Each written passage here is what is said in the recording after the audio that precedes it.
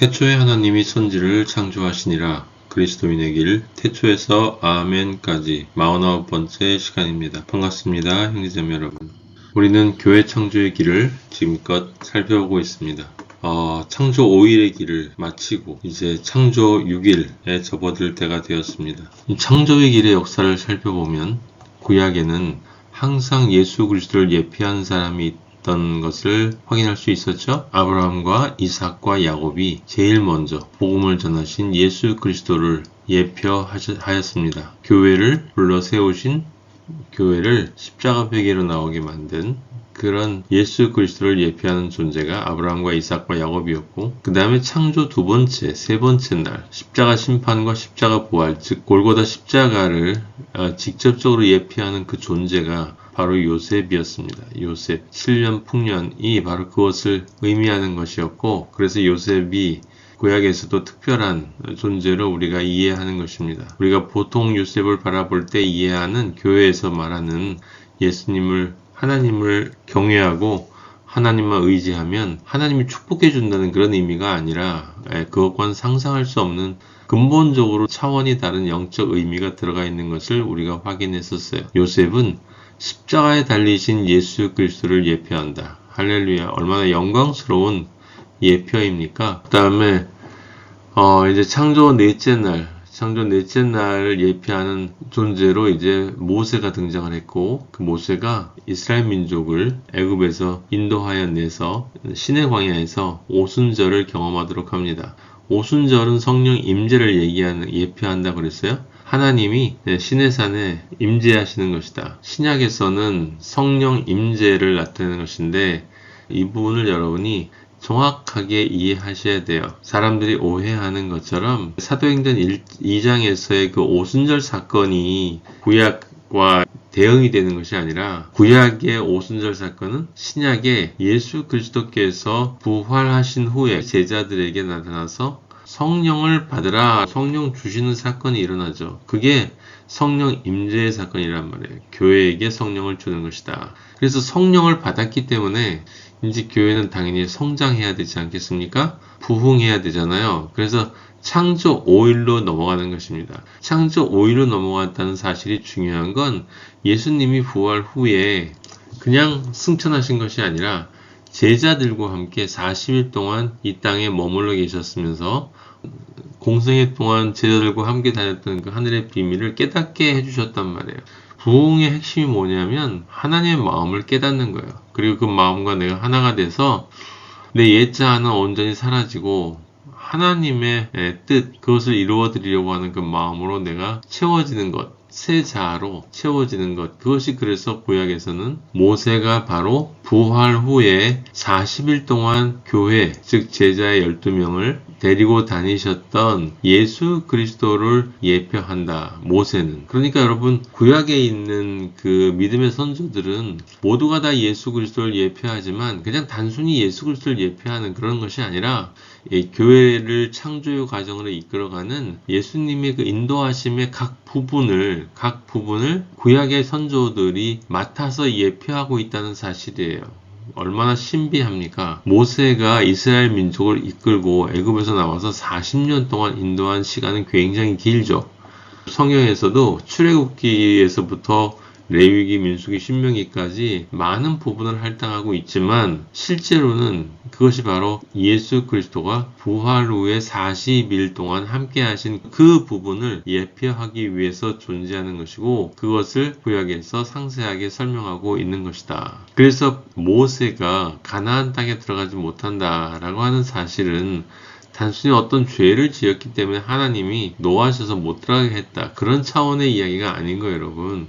모든 것을 합력해서 선하게 만드시는 하나님이라고 하는 말씀은 무슨 뜻이냐면, 우리 그리스도인들이 어떤 잘못을 하거나 어떤 좋은 일을 하거나, 하나님은 우리가 하는 모든 일을 통해서 그리스도인, 교회가 창조의 길을 완성할 수 있도록, 그게 선이에요, 여러분. 성경에서 말하는 선, 그 선은 우리가 생각하는 그런 세상적인, 인간이 만들어낸 윤리적인 또는 본능적인, 인간의 자기중심적인 종이기주의에서 나오는 그런 선이 아니라, 인간끼리 서로 존엄하게 대해주고 잘 지내고 서로 베풀고 그런 선을 의미하는 게 아니에요. 성경에서의 선은 우리가 하나님의 백성으로 최종 창조되는 데까지 인도하시는 하나님의 모든 일이 선인 거예요. 아시겠습니까? 그러니까 그리스도인이 선하다라는 건 또 무슨 뜻이겠어요? 그렇게 창조의 길을 인도하시는 하나님의 뜻에 순종해서 사는 것, 온유와 겸손으로 그 창조의 길을 가는 그 삶, 그 행위, 그 생각, 그런 것들이 다 선이란 말이에요. 선. 영적인 선이고요. 생명의 선이기 때문에 세상이 말하는 인간적인 선하고 완전히 달라요. 제발 이 부분을 교회에서 잘 깨달았으면 좋겠어요. 내 이웃을 돌본다. 고아와 과부를 돌본다. 제가 여러 번 여러분들한테 설명드렸어요. 예수 그리스도 십자가가 없는 자가 고아고 과부고 나그네고 불쌍한 사람이고 가장 작은 자예요. 소자. 그들에게 하는 것이 나에게 하는 것이다 라고 주님이 나중에 심판 때 얘기하신다고 하지 않았습니까? 그건 마태복음 5장의 산상수훈에서 말하는 긍휼한 마음을 가지라는 거예요. 자비를 베풀라는 거예요. 그럼 긍휼한 마음은 뭐예요? 그 안에 생명이 없는 사람, 예수 그리스도의 십자가가 없는 사람, 물과 성령으로 거듭나지 못했기 때문에 그대로 가면은 영원한 불못에서 타버릴 수밖에 없는 그 영혼이 너무 불쌍해서 느껴지는 그 마음이 긍휼이잖아요. 자비를 베푼다는 게 뭡니까? 먹을 거 준다는 게 아니라 이웃을 지원해 주는 게 아니라 세상 사람들로부터 인정받기 위해서 교회가 이웃을 위해서 무언가를 하는 게 아니라 여러분 영혼을 살려야 되잖아요. 그 지옥불에 떨어질 수밖에 없는 그 영혼을 살릴 수 있는 길은 유일하게 예수 그리스도 십자가 복음을 전하는 길밖에 없죠. 그것을 전하는 것이 자비를 베푸는 거란 말이에요. 진짜 자비를. 아니 세상 사람들이 다 하는 나눠주는 거 그건 우리도 하자는 거예요. 그리스도인도 인지상정이잖아요. 우리도 그런 마음이 있잖아요. 불쌍한 사람을 보면 불쌍하게 느끼는 마음이 그건 육적이고 혼적인 불쌍함을 느끼는 긍휼이에요. 그 긍휼도 좋다는 거예요. 하지만 그 긍휼이 영혼을 구원하는 그 긍휼로 이어지지 못하면 아무 소용이 없다고요. 아무 소용이 없어요. 왜 아무 소용이 없어요? 그 사람이 이 세상 끝나고 나면 지옥불에 떨어지잖아요. 여러분이 그걸 정말 믿으신다면 주변에 믿지 않는 사람들에 대한 긍휼이 생기는 게 당연한데 정말 답답하죠. 네. 그리스도인은 맞는데 복음을 전하지 않아요. 그 왜 그런지 아세요? 권능이 없기 때문에 그래요. 능력이 없기 때문에. 능력이 없다는 건 뭐예요? 그건 십자가 부흥을 마치지 못했다는 뜻이에요. 구약으로 얘기하면 모세가 떠나갈 준비가 되지 못했다는 거죠. 모세가 계속 남아서 가르쳐 줘야 된다는 거예요. 신약으로 얘기하면 예수 그리스도가 부활 후에 40일이 지났는데도 계속 계셔야 된다. 왜? 아직 성령으로 세례를 받을 준비가 되지 않았기 때문에. 예수님이 떠나실 때 그랬잖아요. 이제 성령으로 너희는 요한은 물로 세례를 주었으나 너희는 성령으로 세례를 받을 것이다.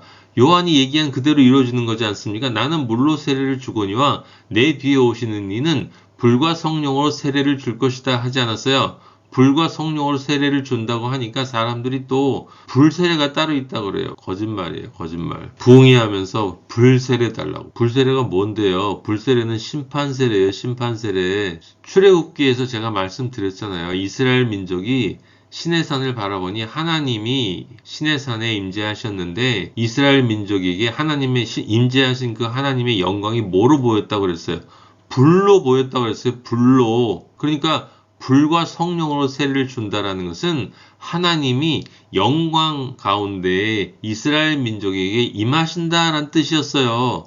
그리고 신약에서는 뭐예요? 불과 성령으로 세례를 준다라는 것은 십자가 부흥이 끝나고 성령이 영광 가운데 하나님의 영광이 성령을 통해서 각 사람에게 임한다라고 하는 뜻이죠. 구약에 여러 곳에서 에스겔서, 요엘서 다양한 곳에서 예언되어졌던 그것이 실현되어지는 거예요.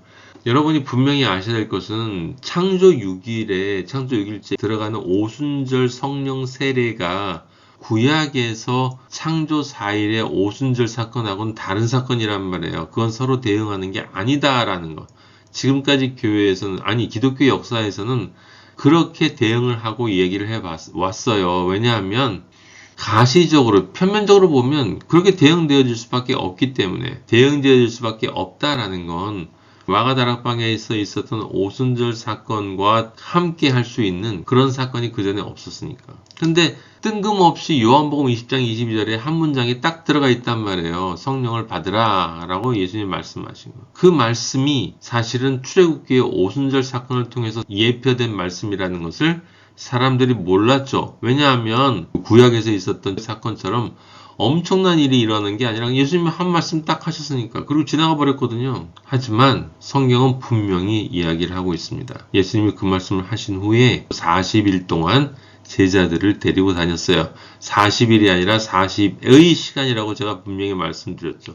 하나님의 시간이에요. 하나님의 시간. 우리 영혼육의 동서남북이 사의 존재 전체가 예수 그리스도 십자가, 예수 그리스도의 십자가 은혜로 충만해질 때까지, 충만해지는 게 막 뭐가 가득 차는 게 아니라 예수 그리스도 십자가에 의해서만 우리의 삶이 이끌려지는, 하나님만 경외하고 예수 그리스도만 사랑하고 성령님만 순종하고 말씀만 의지하는 그런 존재가 되도록 우리를 키워주시는 사건이 40의 시간이고, 40일이나 40년이 지나면 그렇게 되는 게 아니라 여러분, 그건 세상 시간이고, 그렇게 창조되어야 저녁이 되고 아침이 되어야 하루가 또 지나는 거란 말이에요. 그래야 40의 시간이 되는 거다. 기억하세요. 잊지 마세요. 하나님의 시간은 창조가 이루어져야 하루가 지나간다. 그만큼 창조되어야 하루가 되는 것이다. 그만큼 변해야 하나님의 시간은 흐른다. 변하지 않으면 안 흐른다. 그럼 무슨 뜻이에요? 태어나서 창조를 경험하지 못하고 죽는 사람은 죽어서 태어나서 죽어 살다가 죽어 죽는 거예요. 그리고 영원히 죽는 거라고요. 얼마나 비참합니까? 죽어서 태어나서 죽어 살다가 죽음으로 죽어서 영원히 죽는 거란 말이에요. 자신의 실존을 깨달으면 얼마나 인생이 비참한가, 허무한가, 공허한가를 예수님을 모르는 사람도 그걸 느낄 수 있다니까. 하나님이 우리에게 영을 주셨기 때문에, 하나님을 사모하는 영을 주셨기 때문에. 근데 그걸 못 느껴요. 왜요? 사탄이 만들어 놓은 세상 선악과가 너무나 자극적이고 확실하게 내 앞에 다가오기 때문에 이거 아니면 뭐가 있겠어 이러는 거잖아요. 다. 여러분, 첫 번째는 내가 어떻게 그런 세상에서 살 수가 있겠습니까? 그것을 알고 나서는 어떻게 세상의 선악과를 위해서 내 인생을 허비할 수가 있겠습니까? 두 번째는 그렇게 사는 사람들을 봤을 때 내 안에 긍휼한 마음이 생기겠습니까? 안 생기겠습니까? 말씀을 왜 전하겠어요? 사람들 눈치를 왜 봅니까? 전할 수밖에 없는 거란 말이에요. 하나님이 언제 어떻게 해주시겠지. 어떻게 그렇게, 물론 하나님이 우리를 이끌어 주시는 건 맞아요. 그렇지만 내가 하나님 아버지를 간절히 찾을 때, 성령으로 거듭난 사람은, 아기는 아빠를 간절히 찾을 수밖에 없잖아요. 응아 하고 엄마를 간절히 찾을 수밖에 없죠. 그게 정상이란 말이에요. 그리고 더 중요한 거, 지금 창조 1일에서부터 교회가 예수 그리스도 십자가를 만나서 창조 5일까지 끝났죠. 이게 무엇을 의미하는지를 여러분 정확히 아셔야 돼요. 제가 반복해서 말씀드리지만 많은 기독교인들이 늘 습관적으로 이런 질문을 던진단 말이에요. 내가 구원받았나? 어떤 사람이 구원받은 건가? 제가 말씀드렸죠. 어떤 사람이 구원받았는가? 라고 하는 그 확실함은 심판대 앞에 가야 한다고. 근데 왜 지금 미리 알려고 하는 거예요? 지금 구원의 확신을 받지 못하면 너는 심판대 앞에서 구원받지 못한다라고 성경에 써 있습니까? 어디에 그런 말씀이 써 있어요? 성경에는 다른 말이 없어요. 자라나라. 그리스도의 장성한 분량까지 자라나라. 더욱더 힘써라. 더욱더 힘써서 믿음의 덕의 지식을, 지식의 절제를, 절제 겸손인가요? 그 다음에 형제 우애 사랑, 이렇게 쫙 올라가잖아요. 창조되어지라는 거예요. 창조되어지라는 거. 그리스도인이 계속 신앙이 자라나지 못하면, 하나님 아버지가 원하시는 창조의 길을 가지 않으면 그게 뭔 뜻이겠어요? 그리스도인 아니라는 거예요. 다시 한번 말씀드려요. 아니, 신학 교수이신 분이 구원을 받았는가? 죄를 지면은 양심의 가책을 느끼냐? 느낀다 그러니까 그럼 구원받은 거래요. 양심의 가책을 느끼고 눈물을 흘리고 내가 왜 그럴까? 그럼 구원받은 거예요? 아니라고요, 여러분. 후회하는 건 회개가 아니에요. 후회는 회개가 아니에요. 회개는 돌아서는 거예요. 회개는 돌아서는 거예요. 지금 창조 5일을 계속 보면서 이스라엘 민족이 되돌아갔습니까? 되돌아갔어요? 그 자리에 멈춰섰습니까? 광야에 멈춰서서 우린 더 가지 않아도 하나님의 백성이다 그랬습니까? 모세가 그냥 여기서 머물러라 그랬습니까? 반드시 요단강을 건너서 가나안으로 들어가야 되는 거예요. 여러분, 우리 삶의 가나안으로 들어가야 되는 거예요. 우리 삶의 가나안이 뭐겠어요? 승리의 삶이에요. 승리의 삶. 우리 개인으로는 자유의 삶이 되는, 진짜 자유. 진짜 예수 그리스도 십자가 안에서 누릴 수 있는 영혼육의 자유이고, 다른 사람을 향해서는 사탄의 진을 파하고 영혼을 구원하는 그 일을 하기 위해서. 지금은 세상 사람들의 마음이 완악해져서 기독교인들의 마음도 아주 완악해요. 보면 진리를 이야기해도 안 들어요. 진리를 전해줘도 그 진리에 경이로움이 없어요. 그런 얘기였군요. 그런 얘기였군요가 아니라 변해야 되잖아요. 제가 지금 말씀드리는 포인트가 뭐예요? 자라나지 않으면 그리스도인이 아니란 말이에요. 성경이 그렇게 얘기하고 있잖아요. 이건 생명의 성령의 법이란 말이에요. 창조는 6일을 통해서 6일째 창조가 끝나야 된다. 첫째 날부터 시작해서 6일째까지의 과정을 가야 된다. 철로 역정이라는 그 말이 맞다니까요. 그 소설이. 내용의 차이는 있지만 길을 가야 되는 건 맞단 말이에요. 바울이 디모데후서 4장 7절에서 선한 싸움을 싸웠다. 내가 선한 싸움을 싸웠다.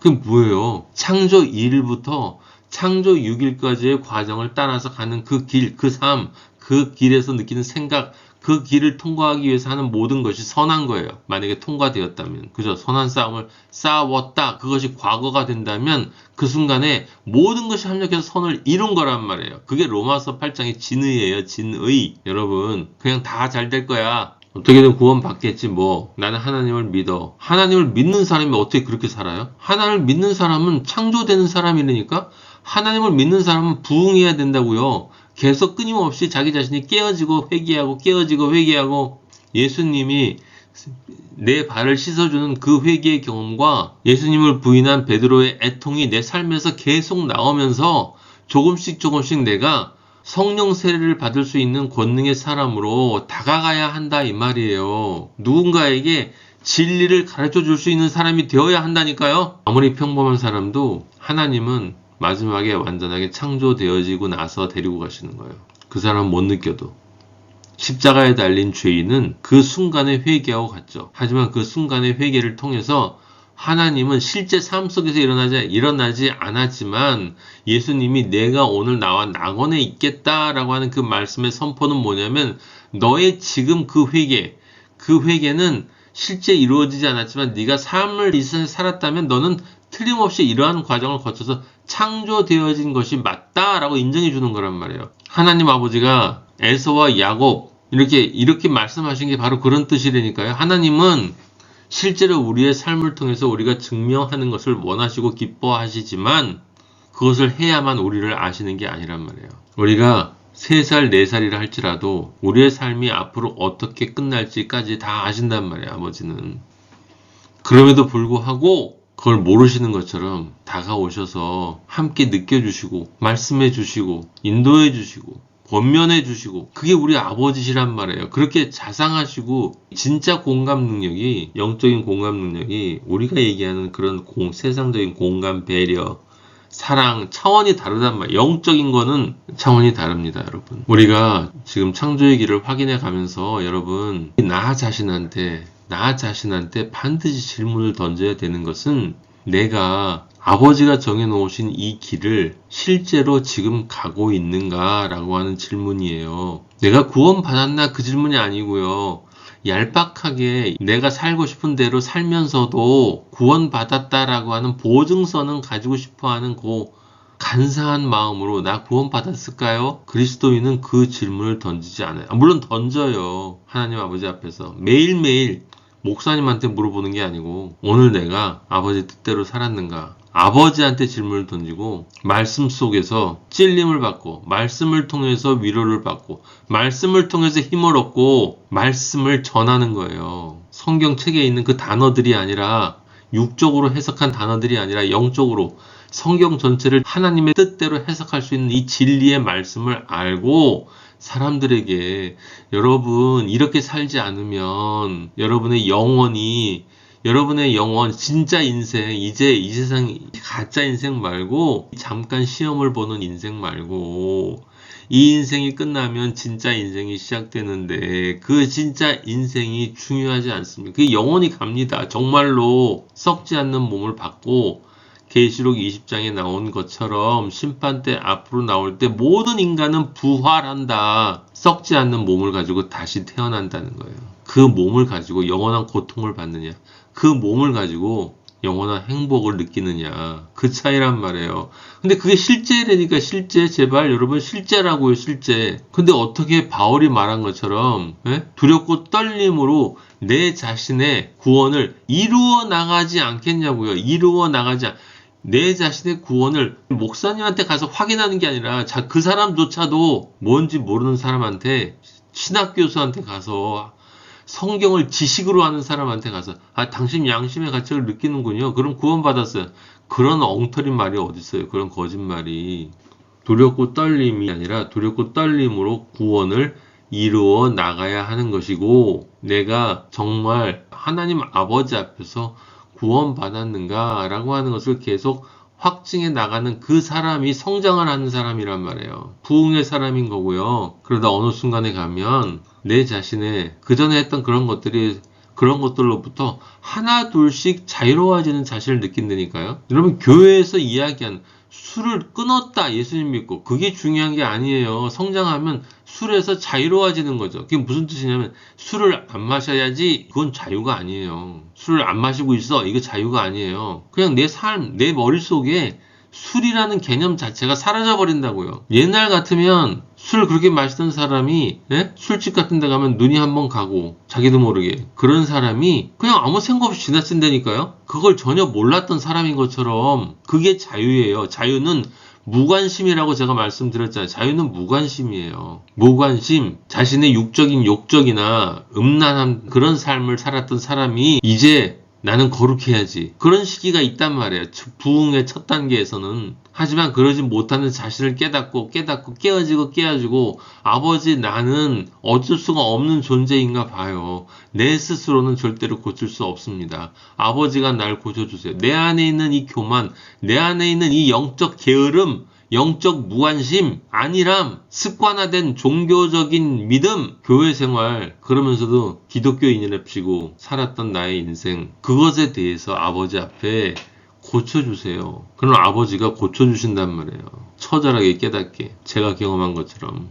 그렇게 고침을 받아야 그 다음에 무관심해지는 거예요. 무관심, 자유로 가는 거예요. 예수님이 거룩을 위해서 노력하셨나요? 예수님이 정결을 위해서 노력하셨나요? 예수님이 의지적으로 결단하고 그렇게 하셨습니까? 아니요. 예수님은 하나님 아버지의 뜻을 이루는 것 이외에는 관심이 없었어요. 예수님이 이 세상을 인간 존엄한 세상으로 바꾸는 것에 관심이 있으셨고 의지적으로 노력하셨습니까? 예수님이 이 세상에 있는 모든 가난한 사람들이 부자가 되기를 원하셨습니까? 의지적으로 노력하셨습니까?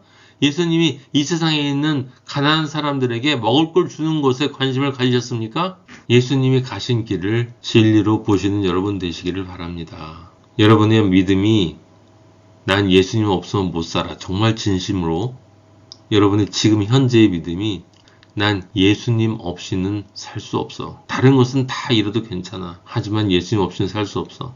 만약에 여러분 믿음이 그 믿음이라면 여러분 성경의 이 창조의 길 모르셔도 된다고요. 몰라도 돼요. 이미 여러분은 창조의 길을 바로 가고 있는 거예요. 예수님밖에 없다. 난 예수님 없이는 못 살아. 그럼 다른 사람들 만나서도 얘기하겠죠.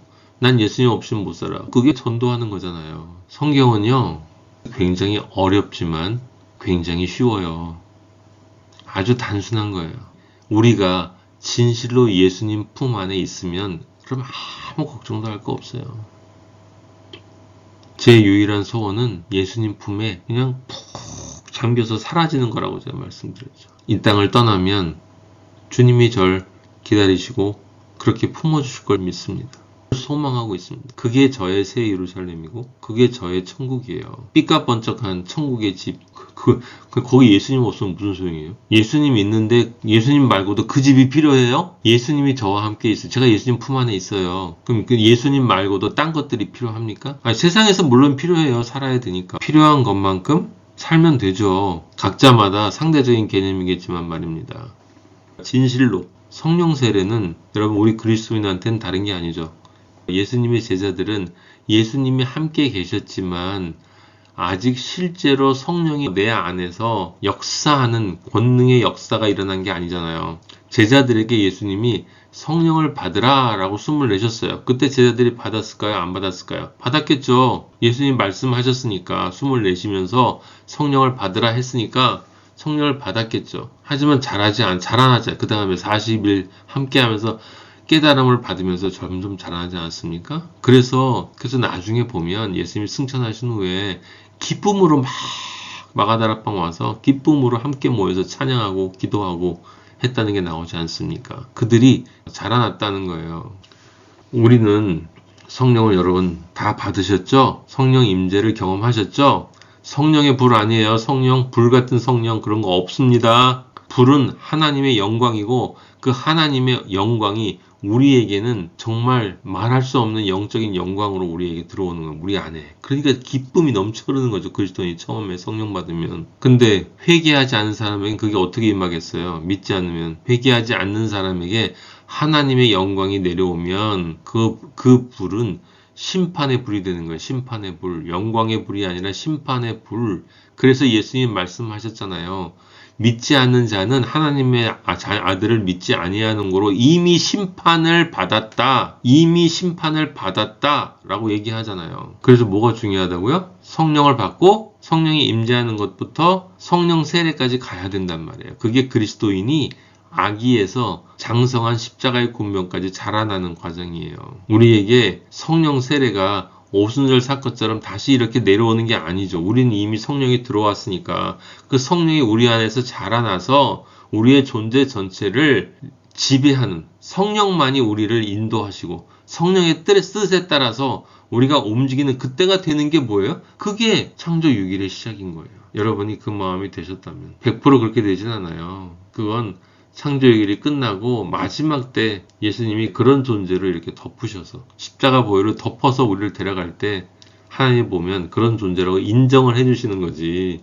이제 창조 6일에 대해서 자세하게 나눠볼 거예요, 여러분. 그런데 무엇을 기억하시라고요? 믿음은 창조다. 믿음은 자라나는 거다. 구원을 이루어 나가는 거다. 영적인 성장이 없는 그리스도인은 성령을 받지 않은 거다. 그렇잖아요. 성령을 받지 못했기 때문에 부흥이 일어날 수가 없는 거예요. 진심으로 회개가 이루어지지 않으면 진심으로 십자가 심판과 부활이 믿어지지 않는 거예요. 그렇게 믿어지지 않으면 열둘의 의의 존재로 나올 수가 없고 그렇게 나오지 않으면 성령을 받지 못한 거죠. 성령을 받지 못한 사람은 어떻다고요? 자라나지 않는 거예요.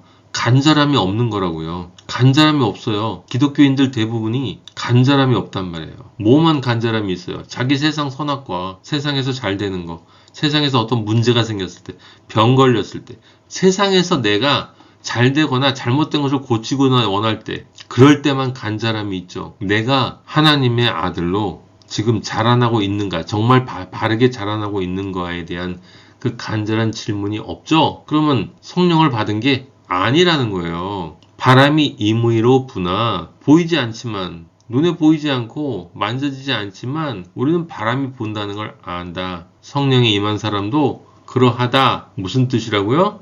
성령을 받은 사람은 자신이 성령 안에서 자라나기를 간절히 원하는 그것을 통해서 그리고 내 안에 성령께서 말씀으로 끊임없이 책망하시는 그러한 것들을 통해서 내가 조금씩 깨어지고 변화되는 그것들을 통해서 내 안에 성령이 계심을 안단 말이에요. 여러분 지금 어떤 삶을 살고 계시든지 혹시라도 여러분 안에 지금 제가 말씀드리는 그 두렵고 떨림의 구원을 창조를 이루어 나가는 그 진지함이 없다면 여러분 자신을 정말 진지하게 되돌아보셔야 돼요. 그때 후회하는 것보다 지금 처음부터 다시 시작하는 게 낫다고요. 저도 한때는 훌륭한 기독교인이었다고요. 다 했어요. 전도도 하고 노상 전도도 나가고 다 했었단 말이에요. 교회 생활도 오래 했죠. 교회 봉사도 성가대도 오래 하고 교사도 오래 하고 다 했어요. 하여튼 교회에서 하는 거는. 근데 성령이 나를 지배하고 있지 못했다니까요. 성령이 나를 지배하고 있지 못하다. 여러분 이걸 이렇게 위로할 수 있어요.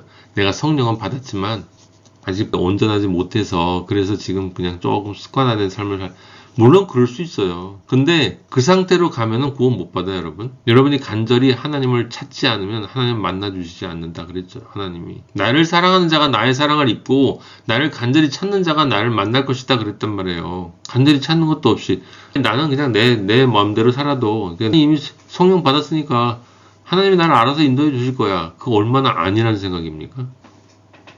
바꿔서 질문해 볼까요? 여러분 예수님 안 믿는 사람 만나면 말씀을 전하고 싶은 마음이 듭니까? 사람을 만나면 저 사람이 그리스도인인가 아닌가라는 것을 분별하고 싶은 마음이 생기십니까? 자연스럽게? 진짜 그리스도인을 만나면 기쁜 마음이 생기고 그렇지 않은 사람을 만나면 전도해야지라는 생각이 듭니까? 기회가 된다면 내가 그리스도인인가? 여러분 사람들이 교회에서 얘기하는 것처럼 내가 구원받았나? 이런 얄팍한 질문 던지지 말고요. 내가 그리스도인이 맞나? 내가 그리스도인이 맞나? 지금 선한 싸움을 싸우고 있는가? 달려가야 할 길을 내가 정말 지금 가고 있는가? 예? 그리고 믿음을 정말 하나님이 원하는 방식으로 지키고 있는가? 믿음을 지키고 있는가? 예? 얄팍한 믿음이 아니라 자라나야 되는 거예요. 계속 그 믿음, 자라나는 방향으로 믿음이 지켜져야 하는 것이다. 이렇게 얘기하니까 되게 어려워 보이지 않습니까, 여러분? 성령 받은 사람은 어려운 게 아니에요. 그 길로 갈 수밖에 없어요. 그러니까 내 안에 그리스도인으로서의 간절함이나 성장이나 타인을 향한 긍휼함, 그리고 내가 그렇지 못한 삶을 살았을 때 찢어지는 듯한 내 안의 애통과 내가 또 예수님을 부인했구나. 그리스도인으로서 내가 성령 받은 후에 저지르는 모든 죄는 베드로의 죄하고 똑같아요. 나 예수 몰라. 베드로가 어떻게 회개했어요? 통곡하면서 회개했어요. 그리스도인은 그렇게 회개를 합니다. 그리고 자신이 아무리 노력해도 안 될 때 하나님한테 간절히 부르짖는 거예요. 제발 도와달라고. 변해야 하는데 성장해야 하는데 그러지 못한 내 자신 제발 날 좀 변화시켜 달라고. 살아있는 그리스도인이 되게 해달라고. 그 고백이 누가 가르쳐서 해라 해서 하는 것이 아니라 그냥 나올 수밖에 없단 말이에요. 왜냐면 아들이니까 20살이 되어야 되는데 5살이면 고치고 싶은 마음이 있지 않겠어요? 아예 태어나길 잘못 태어난 게 아니라면. 여러분들 창조 6일로 넘어가기 전에 우리가 반드시 알아야 될 것 지금 말씀드린 거예요. 다시 한번 정리드려요. 그리스도인은 물과 성령으로 거듭나고 자라나야 한다. 성령 세례까지. 그리고 승리의 삶을 살아야 한다. 창조를 맞춰야 한다. 그게 그리스도인이다. 그리스도인은 그 과정에서 아빠를 자랑할 수밖에 없다. 우리 아빠가 최고니까. 아빠가 최고잖아요. 내 안에 계신 아빠가 최고 아닙니까, 여러분? 그 아빠가 나를 인도해 주신다는 걸 못 믿으십니까? 믿으시잖아요. 그 아빠가 있어서 내 삶이 행복하지 않으십니까? 그 아빠가 있기 때문에 내 삶에 진짜 위로가 있지 않나요? 늘 그런 건 아니어도. 그래서 세상, 쇼펜하우어가 얘기한 것처럼 행복은 불행이 잠깐 멈추는 게 아니고, 이건 이 세상 사람들 얘기고, 뭐 재밌는 거 하고 맛있는 거 먹고 여행 가고, 그럼 불행이 잠깐 멈춰. 영화 보고 끝나고 나면 돌아오면 다 먹고 나면 다시 일상이야. 불같은 연애를 하면 그 순간 행복하다. 끝나면 다시 일상이야. 그건 행복이 아니라고 말씀드렸죠. 진짜 행복은 불행이 잠깐 멈춘 게 아니라 행복이 잠깐 멈추는 게 불행이라고. 본래 그리스도인은 내 안에 하나님이 계시니까 나는 영적인 깨달음 안에서 십자가를 믿는 그 믿음 안에서 늘 행복한 거란 말이야. 왜? 새 예루살렘에 갈 사람이기 때문에. 그 소망으로 가득하 있으니까. 예수 그리스도 품에 결국은 나는 안길 거야 라는 그 믿음이 있으니까 그 믿음에 대한 설레임과 기대와 소망이 있으니까 당연히 행복하지 않아요? 신랑을 기다리는 신부의 마음, 옛날에 신랑과 함께 행복한 집을 꾸리고 살려는 그 설레이는 마음, 왕자와 함께 성을 향해서 가는 신데렐라의 마음, 가다가 뭔가 발에 걸려가지고 발이 조금 찢어졌어. 잠깐 아파. 하지만 돌아보면 왕자가 있잖아요. 우리 주님이 계시잖아. 병에 걸리거나 슬픈 이별이 있거나 가족에 사랑하는 누가 죽어서 삶이 세상이 내 맘대로 안 돌아가거나 사람들 간의 관계 속에서 문제가 생기는 행복이 잠깐 멈출 때가 있단 말이에요. 당연하죠. 사탄은 우리를 공격하고 유혹하고 어떻게든지 오는 사자처럼 돌아낸다고 했잖아요. 하지만 우리는 그리스도인이잖아요. 내 안에 아버지가 계시잖아요. 행복이 잠깐 멈춰서 그 사실을 잠깐 잊었다가도 말씀을 보면 여호와 하나님이 나의 목자시고 예수 그리스도가 나의 인도자시고 나의 아빠가, 우리 아빠가 내 안에 계셔. 온 우주를 창조하고 역사를 창조하고 인류를 창조하고 시간과 공간을 창조하고 이 모든 것을 알파에서 오메가까지 이끌어 가시는 하나님. 결국은 모든 그리스도인들을 합력해서 선으로 창조로 새 예루살렘으로 이끌어 가실 그 아버지가 내 아빠야. 내 아빠. 내 안에 계셔. 아빠가. 아빠. 내 안에 계시죠? 고마워요, 아빠.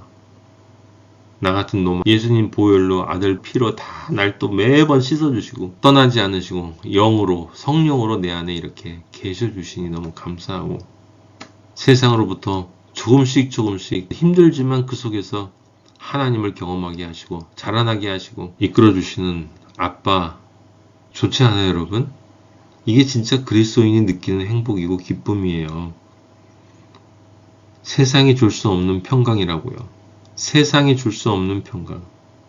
그 평강으로, 그 기쁨으로, 그 행복으로 세상이 사탄이 비록 나의 행복을, 진짜 행복, 영원한 이 행복을 잠시 멈추게 해도 십자가를 바라보고 금세 다시 돌아가게 하시는 여호와를 찬양하며 우리 아빠를 찬양하고 아빠에게 영광 돌리는 삶을 매일매일 사시는 여러분 한 사람 한 사람이 되시기를 예수 그리스도 이름으로 축복하며 기도합니다. 아멘. 할렐루야.